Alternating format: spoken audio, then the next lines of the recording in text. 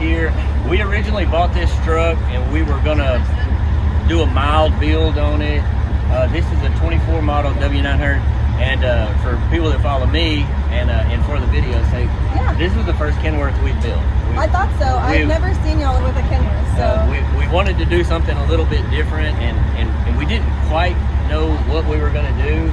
We had the truck torn down, trying to decide what we were going to do, and then we had sort of an inspiration, an event of our life, and it went from building a mild work truck, because we had full intention of working the truck, not having a full build again. It went from that to let's take a time out, and then now over the top, beautiful. Like, guys, under the hood is painted, the whole motor is done. It is beautiful. Yeah. So when we had the truck torn down, all the way to the frame, so the truck was brand new. We get it to our shop. We ran it for like a year, and just a few shows, and it was just a very tasteful, nice work truck. And we drove it, picked some trailers up, did a few things, and then we had the inspiration. So my uncle John McElroy from Winfield, Louisiana, he was really my first, trucking experience. I was a little bitty boy, kind of like these young ones right here, and we rode in a cab over hauling chips. Oh, that's cool. And his name was Wild Child, and and so we had a lot of good times, riding on the road. And excuse me. I'm sorry. I didn't know that's where it was named. Yeah. So anyways, we had a lot of good times, riding out, delivering loads, and a big inspiration of my life. And so when he passed away, we kind of took a time out, and we were like, hey, let's do something for Uncle John. So we named the truck Wild Child. That's awesome. We recruited, our good friend, everybody knows Josh Rowland, and I said, Josh, I've got a black truck with a red frame. Can you dream me up a design? And that was the first time that we had ever drawn a truck and said, this is what we're going to build here. Every other time, we just kind of jump in and go with it. We just do it as we go. And so this time was quite different. So Josh Rowland, took him a couple of months, and we didn't rush him.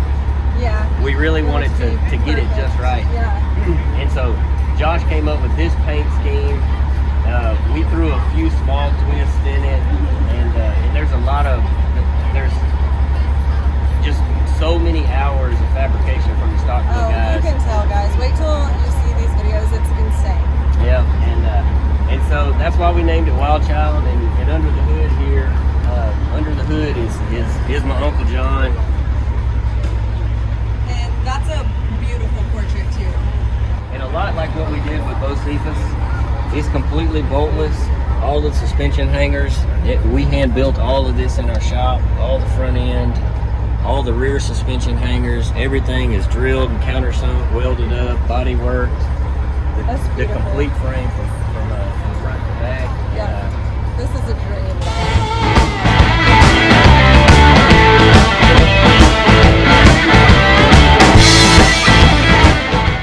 Alright, so we are about to get into the interior, but as I was videoing and walking around, I noticed there was no deck tank. So where is that? Hey, it's a 24 model glider. Not really. Not really.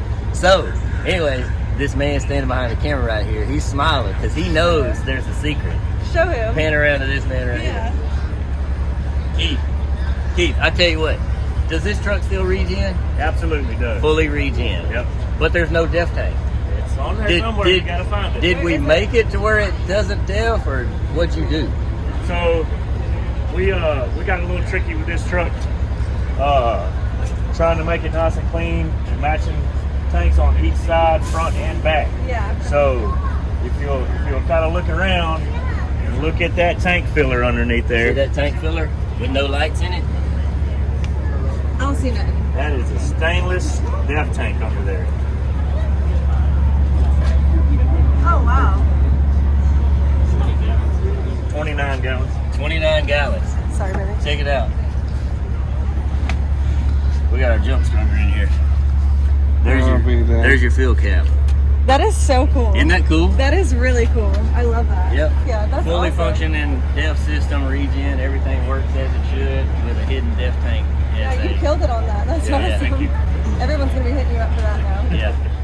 All right, so the inside of this truck is beautiful. Everything is red. Do you want to tell us a little bit about that and what the inspiration for that was? Yeah, so what we tried to do is we tried to carry the same color and theme inside the truck. And so everyone knows that probably follows both of us here. Mike Tatum with Tatum's Upholstery is my guy. Yeah, he does an amazing job. Amazing. So he disassembles a full interior, takes it back to his shop, covers it with whatever material that we request, and then some of the pieces he has to modify and hand build. Right. But primarily, this is a factory interior with a few modifications and even the seats. But what we chose red on this one because we have a red frame. Yes. And it's a lot of red, man. Have y'all seen the trucks that they're all doing? It's usually 1 tons in like Miami. They're doing the color. Oh, is it? The color match. Yeah, it's awesome. I'm obsessed with it. So we tried to tone down the red with a black floor and some black accents, and we're not sure if we did a good job. I tell you what, love it. y'all comment on the video and tell us, did we do a good enough job toning down the red, or should we leave it loud? That's actually, when I do my YouTubes, I like to ask questions. Yeah, get involved, guys. Let us know what y'all think about this truck. I'm obsessed with it. I think y'all did your uncle very proud. Yeah, if you love this truck, like, comment, subscribe, tell us what you think about it. Make sure you follow The Real Troy Massey on Instagram. I will drop his YouTube below. Thank you so much for showing us. Yeah, thank you. I think the story about this truck is incredible. I didn't know that's why you named it that. I love that it's something sentimental, and it's beautiful. Keep looking forward to the new videos and stay connected. Bye.